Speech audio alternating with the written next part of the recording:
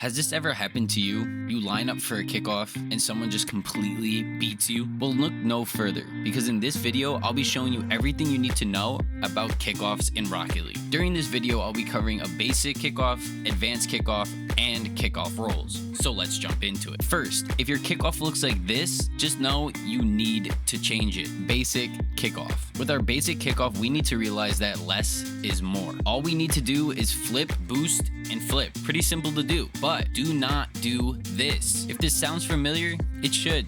I covered it in this video. So if you haven't seen it already, go check it out. Make sure you're only boosting when it's going to push you forward. Our boost is going to flip around us, so don't boost constantly. Next, we need to make sure that we land in the center of the ball for the best 50-50. This is the most effective way to perform a basic yet effective kickoff. This is not the fastest way to get to the ball, but this will make sure that you have a solid kickoff versus anyone. When you look at some of the greatest players, we see that some of them are still using this kickoff, even though they know it's not the fastest way. Advanced kickoff. With our advanced kickoff, we need to realize that everyone in this game has a preferred way to flip, either left or right. With that being said, there are a couple of different ways to do this. Either A, drive right and 45-degree flip left, or drive left and 45-degree flip right. It does not matter which way you do this, as long as you make sure you land in this position. Understand you do not want to land on top of the ball. You need to give yourself enough distance to flip and get a good 50-50. When learning this, players tend to hold boost and go straight into the ball without hitting the ground, or using too much boost and landing underneath the ball without space to get a good 50-50. Trust me, this is the easiest way to lose every kickoff. With that being said, understanding we need to use boost, but you can end with around 5 to 15 boost after hitting the ball.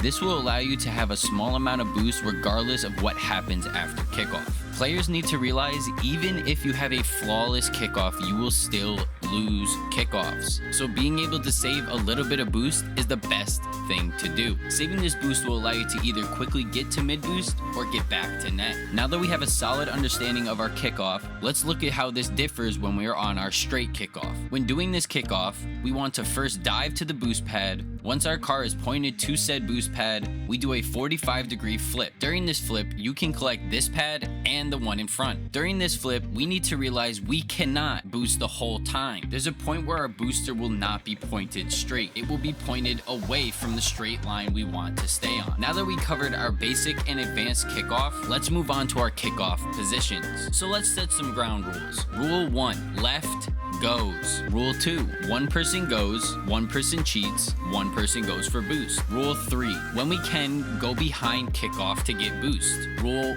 4, after kickoff, if the ball is in the middle zone, our cheat needs to apply some type of pressure. Now that we have our rules, let's look at the different types of setups. This is our most common setup. Obviously, this player goes, but this is where people get mixed up. In this setup, either player can cheat or go for the corner boost. For every team, this is going to be different. For every team I've played on, we always looked at how much boost you can have before the ball is hit. Looking at these two players, this player gets an extra boost pad when cheating, so we always let that player cheat. Moving on to a different but similar setup, take a look. The difference is this player is now on the left side, so if that player goes for boost and allows the middle to cheat, it will create a collision. So we need to allow the left man to cheat and the right man to go for boost. Now this kickoff is very simple. We're going to let left go, then our left player will go left for boost and our right player will cheat. This kickoff is going to be the only kickoff you won't go behind the player going for the ball. This kickoff, we're gonna let left go, middle cheat, and right will go for back right boost. You may be wondering why we try to go behind our player going for kickoff. Well, let me show you. After our player goes for kickoff,